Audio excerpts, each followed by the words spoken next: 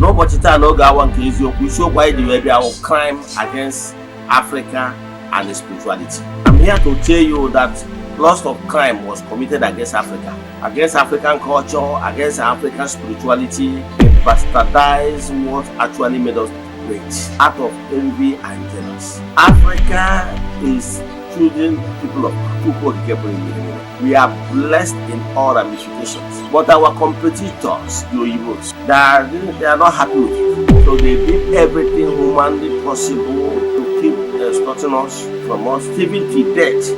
Today, they are not happy. They don't want Africa to stand on their own. They are doing everything humanly possible, economic-wise, political-wise. They are interested. All this is what I will share with you. Do you know that in 1948 to 1949, you know that lots of people was killed in Enugu coal mining site?